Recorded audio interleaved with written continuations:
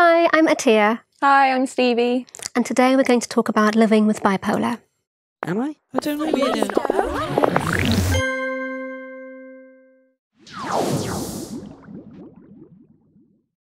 Can you tell us, what is bipolar? It's a mood disorder, basically, where there's a chemical imbalance in the brain and it causes states of depression and states of mania. Mania would be when you're hyperactive, you've got lots of energy, you're trying to do lots of things. When I go manic, the only emotion I really feel is like excitement or happy. Like, it's the best feeling in the world, it really is. And for a long time I tried to chase it, like wanted that, you know, mania, but it's not good. It's fun to start with, like it's fun, and then next thing you know, you're in like $2,000 debt. So yeah, you end up with like no money in your bank. You've just come to terms with the fact that you've slept with like 10 people. You get more of a thrill from it, and like people are giving you this attention, and you can just like feed off of the energy. And obviously, Hi. Sex is a lot of energy, but the aftermath of it's not very nice. So you talked about the highs, but then the aftermath. What is it like when you have those lows and the depressive part comes in? With my bipolar, I'm more depressed than I am manic, and my depressions can last for months. You feel like no matter how many times you go through it, when you slip back into the depression, you literally feel like it's like the worst thing in the world and you're not going to get through it. And people can say like, yo, you've done this like 10 times, you're cool. For me, I lose just everything. I'm not interested in anything. Things I loved, I don't love. I neglect my family, I neglect my friends. I lose confidence, no self-esteem. It sounds extremely isolating. Oh, yeah. And perhaps difficult for those around you to understand. Mm-hmm. How do you cope when you have those moments? I've had to be put in like psych wards. I've been put under section. For about a year, I wasn't allowed to be unattended in the kitchen. So, I mean, in a sense, I don't really cope sometimes, but I'm getting better. I like writing a lot. And I have about 100 journals at home, just all from like, I'll wake up in the middle of the night feeling like crap, and I'll just write and write and write and write and write.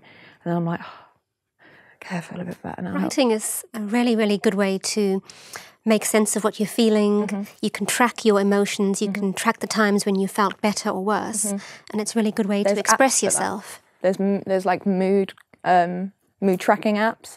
We have one at Childline. So for there anyone we go. who... Why did I not know this? The reason I started writing was because when I was in the psych ward, you're supposed to have at least one-to-one a day. And I would not talk. I just wouldn't, like, I talk, like, I can talk a lot, but in those situations, I'm just like, So we were trying to figure a way around it, because obviously I wasn't getting anywhere, they weren't getting anywhere. And I just decided to start a journal, and I'd write at least once a day and then hand it in, so I didn't have to talk. I was diagnosed extremely early. I was diagnosed when I was 19, which is like crazy early. So when you say you were diagnosed, what was that process like? Did you have to go to a doctor or a psychologist? I experienced my first, I went from the ages of like 14 to 17 and a half with no help whatsoever, just like support family. Then when I was 17 and a half, I had my first psychotic episode and got put in the psychiatric ward. And then it was just a really long process. They don't like to throw labels out. And it was stressful to start with, because I thought, like, just tell me what is wrong with me. Why are these things happening? And I was like chasing this diagnosis, because I thought, oh, once they diagnose me, I'm going to know everything. I'm going to know exactly how to control this. Perfect meds, everything. Got the diagnosis and nothing changed. So I think a bit of advice would be, don't fret about the diagnosis. Focus on, you know, therapy and like what you can do to manage your moods and stuff like that. Because really, the diagnosis is sort of just a label put on your entire self, and you can become it. Like, it can, like, you go from like someone like, oh yeah, I struggle with mood swings and this and that, to like, I'm bipolar. No, I'm not bipolar. I have bipolar. So, and it's different for everyone. Yeah. So you've talked about your experience of having those highs when you felt like you were invincible, to having the lows where it just felt so tough and isolating and like you were in this dark place.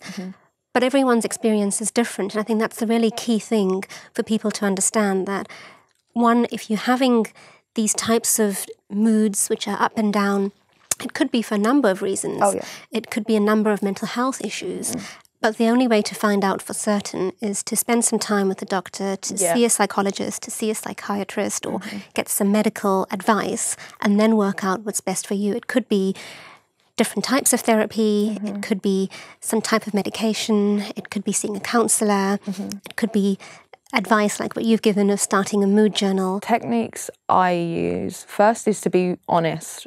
I know how easy it is to feel that.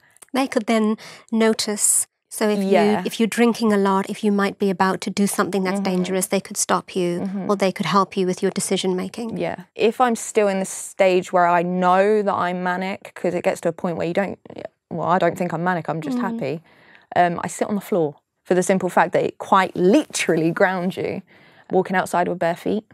Anything to bring you back, reassure yourself that you're just poorly at the minute. You're just not very well. Keeping track of your sleep is really important, because as you start to go manic, you'll realise that your sleep's not very good. You don't want to shut off, and even if you do, you can't. And sometimes you don't want to, because sleeping is stopping.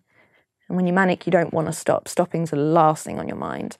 There's breathing techniques you can do before you sleep, creating an atmosphere where you haven't got bright lights and technology. You've got different a dark colour room. changing lights, like a smooth. I find they soothe me straight to sleep. What about your diet? How important is it to have healthy food? Around 2 years ago, I used to work out about 5-6 times a week.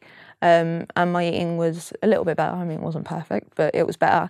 I've never felt so good. Like, I didn't need to chase mania because my standard mood was okay. I was in control a lot more.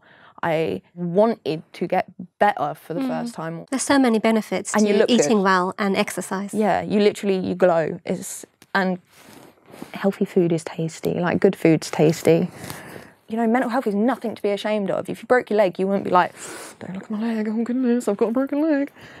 So don't be ashamed of it. And those who do judge and say nasty words and stuff like that, they don't understand. They don't get it. They've never been there.